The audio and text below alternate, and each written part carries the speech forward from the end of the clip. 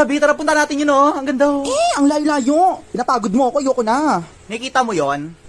Ba yan eh? Saan? Ayun, oh. O, ano meron doon? Diyan ka titilapon kapag inartihan mo pa ako, ha? Nasa bundok tayo, tas ayaw mo maglakad, ha? Agis na lang kita. Tara na! Tara na, te! Tara na! Ang sarap ng tubig, oh. Tara na! Yukuti, ang init-init kayo. Mainit talaga yung panahon dahil kumukulo yung dugo ko sa kaartehan mo, ha? Ano? Magdidilim yung balat mo or magdidilim yung paningin ko sa'yo, ha? Bumaba ka dito, pepektusan kita. Hoy! Ba't kayo natutulog, ha? Walang matutulog. Uy, bumaba ka dyan. Uy, mag-shot tayo sa labas. Sara mo yung ilaw. Natutulog.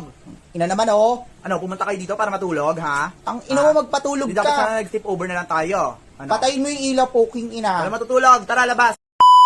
Dok, tulungan niyo po yung kaibigan ko. Nahinga pa ba? Hindi, Dok. Patay na yan. Kaya nga nahingi ako ng tulong sa iyo kasi nahinga pa yan. Ay, kung hindi ko kaya yan operahan, nagigigil ako dito. Nurse, dali niyo sa operating room. Teka, Dok, anong gagawin niyo sa kaibigan ko? At siguro ikikremate na namin siya doon. Bobo ka din, ano? Di ba nahingi ka ng tulong? Siyempre, operahan na namin. Pilsan mo na, Dok. Makikipagtalo ka pa sa akin. Nag-aagaw buhay na yung kaibigan ko. Aray, ang daldal mo kasi. Dok, yung kaibigan ko, bilisan niyo. Hoy, ang OA mo, may natawag lang sa akin. Hello? Bakit kasi ganyan ang ringtone mo? O may natawag uli sa'yo. Tanga, kaibigan mo na yon. Nurse, CPR na natin. Dok, iligtas mo yung kaibigan ko. Ito na nga ginagawa na. Wait ka lang dyan. Kamehameha. Dok, tama ba yung ginagawa mo? Oo, napanood ko sa Dragon Ball. Ganito yung ginagawa ni Piccolo nung nililigtas niya si Gohan. Dok, hindi naman po gumagana. O di ikaw na dito, palit na tayo, oh. Dok, yung guhit po sa computer. Ano, straight na? Ay, salamat naman. Hindi, curve na. Aba, punyawa ito, piloso po pa rin. Ay, di mamatay na yung kaibigan mo. Dok, itabi mo, ako na. Mabuhay ka! Mabuhay ka! Rasengan! Ay, nabuhay. Ikinalulungkot ko pong nabuhay ang inyong kaibigan. Mas gusto bunga nga mo, gusto mo paduguin ko yan? Dok, o ano daw? May namatay pong pasyente. O ano daw name? Trisha. R.I.P. Trisha. Yaya, coffee nga. Sir, black coffee po?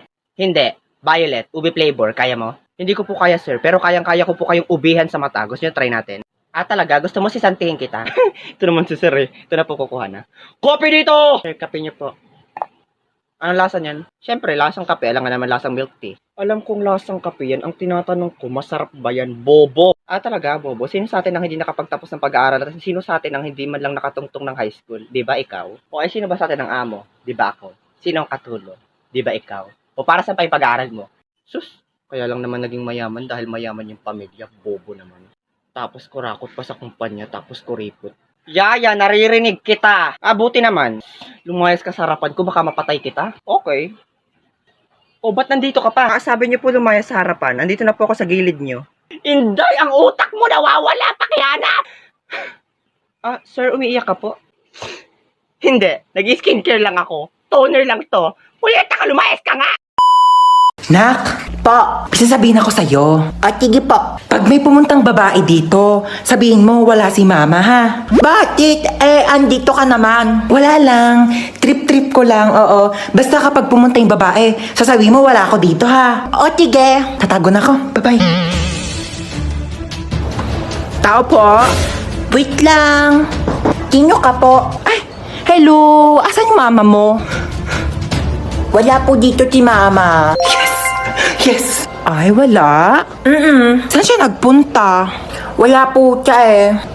Sige, aalis na ako. Sabihin mo sa mama mo, babalik na lang ako, ha? Okay po. Saan kayo nagpunta yung babaeng yun? Mama, wag ka na magtago. Natabi ko na dun sa babae. Wala ka dito sa bahay.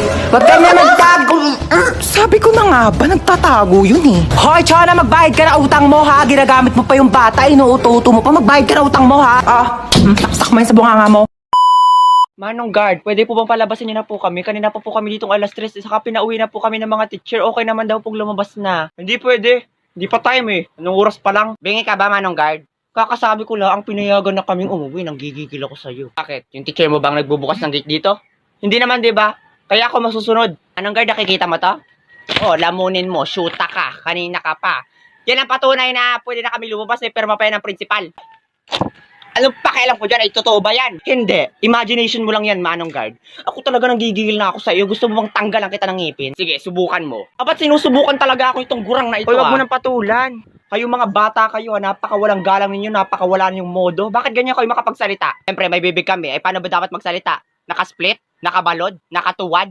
Ang bobo mo rin, Manong Guard, ano? Ay, saan ba kami dapat magsasalita? Sa kilikili o ayan, kausapin mo. Layo mo nga sa akin yan, baka may pasabog ka pa dyan eh. Kung may pasabog man dito, yung hininga mo na yon. Halos nga lahat ng bagang mo bulok na eh. Baka nga tinutubuan na yun ng kamote.